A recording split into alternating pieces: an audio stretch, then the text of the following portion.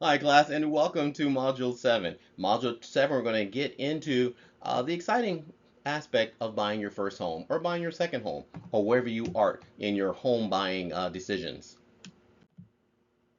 Last chapter, which was chapter 6, we got into strategies for being wiser consumers, meaning thinking about what you're buying, how much you're getting for your money, bulk buying like Costco and Smart and Final, and then also doing some comparative shopping, online versus brick and mortar going into the actual place. I was saying in the last video that I used to be a Nordstrom's guy, a Saks Fifth Avenue guy, and Neiman Marcus, and I just got away from that because that's just labels. That's just something that I didn't need anymore. And I said, why in my mind am I doing that? Why am I making those companies rich when I am, let's say, middle class to low class? I won't call myself low class, but I think you get the concept. But the point was, why am I sitting there driving, Mercedes and having me and Marcus, and I'm just paying my bills, check to check and living check to check? And no. So in other words, being a wiser consumer is what I elected to do. And this was well before I became a business and finance professor. So I was just like you, not even having the common sense to say, why am I spending money to make, let's say, Costco richer, Neiman Marcus richer, and so forth. So with that said, that was a really good chapter, and I hope you took it, to heart and kind of thought about your buying habits now. Some things you don't need. Get away from the credit cards as much as you can.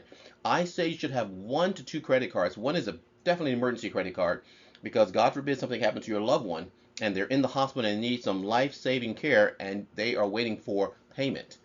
Or your pets. I have 2 amazing dogs. And if something happens, you're going to have to pay out the pocket immediately before they will save your pet, which is your family member, so to speak.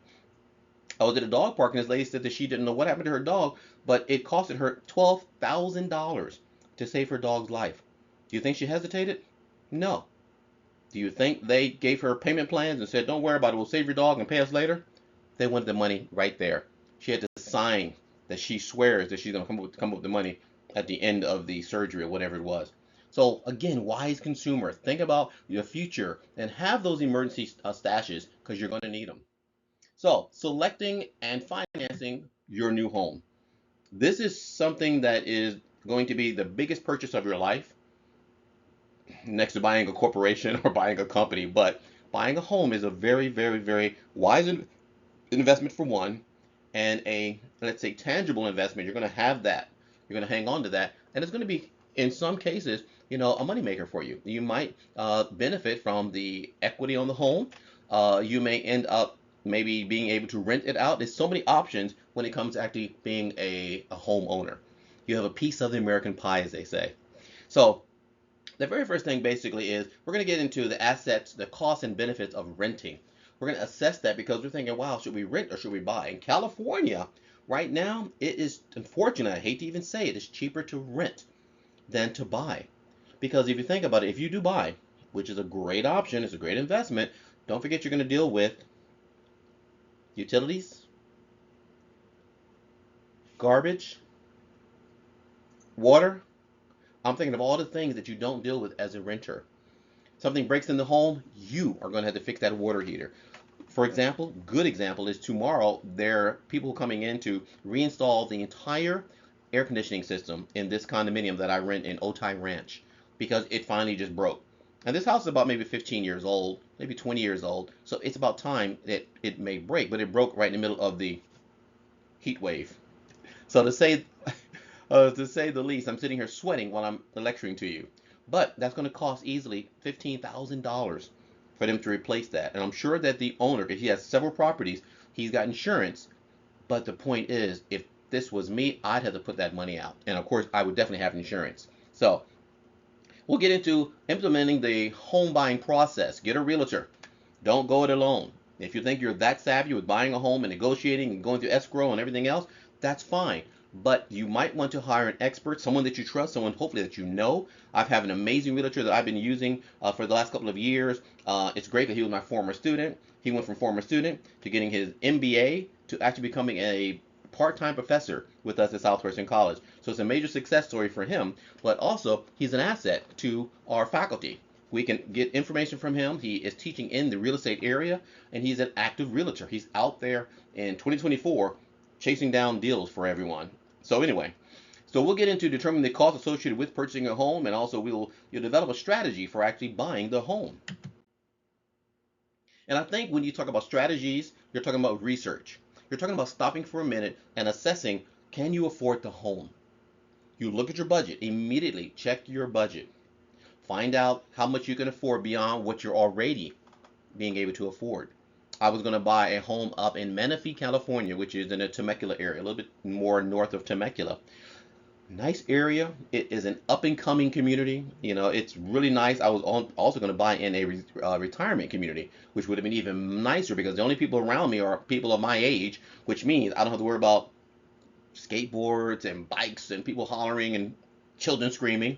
But anyway, the only problem with that is it was affordable. It was going for about $550,000. Great. The VA went ahead and approved me for $600,000. A little bit of wiggle room though, because you're still going to have your homeowners association fee, which was, I think, wasn't too bad though. It was about $200 to $300 per year. Most HOAs, which is homeowners association fees, are easily $400 per month. So depending upon where you buy, will dictate the amount of money you're going to pay for homeowners association fees. Wow. And there's a positive and a negative when it comes to homeowners associations because of the fact that sometimes they're great because they keep everything uniform. No one's having blankets, hanging out their windows. No one's hanging their clothes on a line in the backyards. But the other part is you can't really do whatever you want with your home. Good point is I put a Ring doorbell up and didn't get permission to hang it on my door. I had to take it down, get permission. When they gave me approval, I hung it back up. I had some mesh netting on my patio to keep my puppies, I should say, from escaping from the patio. I didn't get permission. So it goes back to evaluating renting and buying. Which one do you want to do? So going back to this is personal preferences are the foundation of a home buying decision. By financial factors will modify your final choices. So when I finally got to the point of looking at my numbers, I was close to $4,000 a month on my own. I don't have a spouse, and all the other fees and the commute. I teach at Southwestern College, as you know. It's in the let's say the most southern part of California. We're 10 minutes from the border, if that far. I'm going 2 hours away, an hour and a half without traffic, 3 hours with traffic, and that's 4 or 5 days a week. Was it feasible? I thought so because it was a great buy, but in the long run, check the mileage on your car, check the gas you're going to be spending, find out, let's say, the maintenance of your car. It's a lot of wear and tear on your vehicle. Say I am late. Am I going to be having a problem with my employer because I can't get to where I belong, on time? So there's a lot of factors involved in buying a home. Sure, it's a great deal. Sure, it was a premier home. I loved it. It was a 4-bedroom, 3-bath, etc. But was it the right choice? And my children live here in Chula Vista. How convenient would that be for me to see them as frequently as I do now? So traditional financing guidelines suggest you spend no more than 25 to 30% of your take home on buying a house. 25 to 30%. Changes in the economy, social conditions. I covered a lot of that already. A lot of things to consider. This is in here because of the fact that this was the foundation of me understanding when I was a stand-up comedian that I needed to save money in order to actually buy a home. So do you have a career that's going to be allowing you to do that? And on the left, you can see, I'm sorry, I should say on the right, is a picture of me interviewing Stevie Wonder. People are thinking, oh my God, this guy, he's famous. He's interviewing celebrities. That was a military position. As a naval officer, I was actually in the public relations area, and I interviewed celebrities who came to Tokyo, Japan. But the point of this is, do you have a secure career that's going to allow you to sustain yourself in enabling you to buy that home? So renting versus buying. First of all, the advantage to renting is you're easy to move. You can up and go. I just had a friend I had lunch with the other day, and he had a nice home up in Oceanside. But guess where he lived? Mission Valley. I'm sorry, guess where he worked, I should say. Mission Valley. So great home, but he said, I got to downsize. I'm driving back and forth nonstop. I'm burning up gas. So again, location, location, location refers to the best location is what you want for your home, but you got to think about the location of where you're working. So, choice between renting and buying your residence should be analyzed based on your lifestyle and your financial factors. Fewer responsibilities for maintenance. I covered that. There's no maintenance for me to worry about if I'm renting beyond water, because we do utilize the water. Why would the owner pay for water if it's I'm using it? Heat, FDG&E, of course. Um, let's see what else. And that's really about it. Those are the two things I have to worry about beyond the rent. No tax benefit though. That's the disadvantage of renting. I can't claim renting. Now, supposedly, they're saying they're going to allow you to use the amount of rent that you're paying per year to be reflected on your credit report. Before that wasn't something that they did, so that's new. Limitations regarding remodeling, very true. I can't run through here and knock down walls or paint everything, because if I do paint, they want it back to the original, let's say paint, which is everything in here is white. So I'd have to paint everything back to white. So it's not worth my effort. And then also restrictions regarding pets and other activities. The nice thing about my situation with me having pets is the owner is pet friendly, but he did want to deposit it first, and he wanted additional money per month until I showed him my doctor's note, which shows that I have a necessity for having a pet, which basically is a service animal.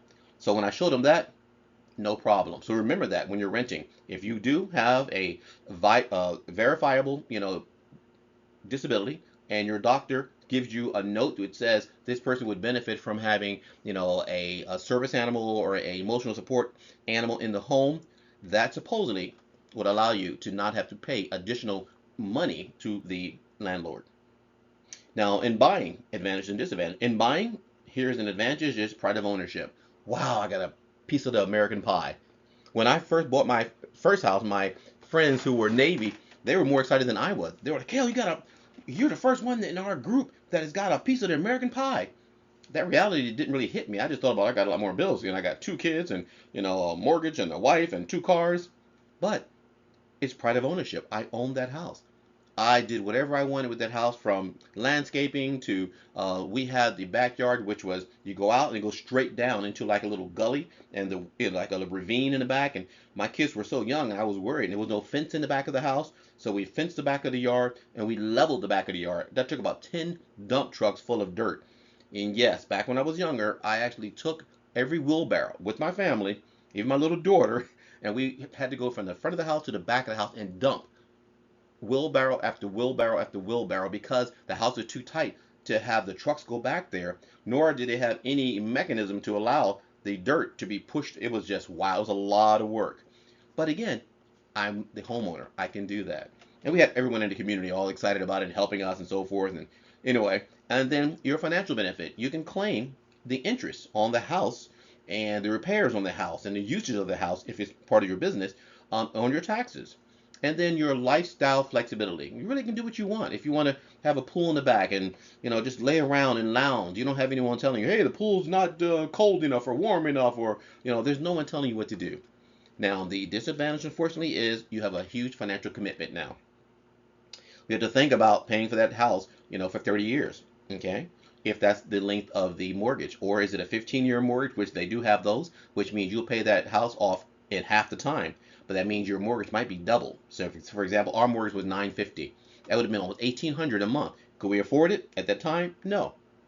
So, higher living expenses than renting is going to happen if you're going to be buying. Higher living expenses, a lot more that you're going to have to deal with, and limited mobility. I'm not going to just pick up and go, honey, we're going to move to another house. We're stuck in that house because that's our home. So, those are some of the things you'll think about when it comes to renting and buying. Renting activities, selecting a rental unit. For me, I really wanted a place near Southwestern College. And so I called my realtor, who was a really sharp young man, and he found me this place in Otay Ranch. And it was the very first place I saw. It had everything I wanted. It had walk-in closets, a garage attached to the unit, a separate parking spot for my guests, which was great, and three bedrooms, two full baths, walk-in closets, washer and dryer inside the unit. I was sold. At the time, I moved in the middle of COVID in 2020. And so the owner really wanted to rent the property because in the middle of COVID, no one's moving. It was so chaotic during the COVID. That was right in the beginning of COVID. So he let me rent for only $22.50 a month. That was a staggering because I was going from a really ugly apartment near SDSU at 1,700 a month to only 500 more, and I'm living in the lap of luxury, the way I felt. So it was based on the amenities that I wanted. So apartments are the most common type of rental housing. We know that, but I wanted a condo because with the condominium, it's a little bit of a different experience. And the people that are in the condominium, some of them, most of them actually, where I'm at, are owners of the condominiums. So they're going to take extra pride in it. The advantage of renting, of course, we just covered in the last slide, is mobility and so forth. The disadvantage is there's no tax write-offs and so forth. But at this point, because housing is at a premium in California and particularly here in San Diego slash Chula Vista, a lot of folks feel that renting is a little bit better for now. Now we know that rent's going through the roof because it's called product in demand. Everyone wants to rent. Everyone wants a nice place. There's places that shouldn't even be rented. They should be condemned, and they're still renting them because people need somewhere to live. So think about renting and or buying, your option. So housing rental activities, I'm not going to cover that again, but it's basically you got to think about the search, where you want to go. Before leasing, verify all the information stated in the lease. Um, how much notice do you need to give? Do you get your deposit back? How much is it for the pets? If the pets destroy the carpet, etc., etc., etc. Think about all of the things. Some apartments require renter's insurance now. When I was renting years ago, there was no such thing. They said if you want it, it's an option, but it's not required. It's required now because most people who own apartments take on the entire liability of fires, damage, and so forth, even inside your own home. They were having to cover that. And now the owners cover the structure itself, the external structure. Internally, that's all yours. And so I always carry renter's insurance. And now it's actually a requirement. And beyond that, think about the end of the lease. I've had a couple of roommates over the years, and they kept wanting to break the lease. That's why I had everything in writing. I said, you can, no problem, but you're going to lose this. You need to give me notice, etc. The place has to look great. So you got to think about not you just renting, but when you bring a renter or a rentee. So with that said, that really is chapter 7 kind of in a nutshell. Again, as I always say, it's a mini lecture just to get you, again, thinking about how you really want to determine should you rent or should you buy a home. Number one option is to buy if you can, but renting is also something, unfortunately, is a reality we have here in San Diego. So with that said, I'll see you in 2 minutes and 2 seconds into the next chapter, chapter 8.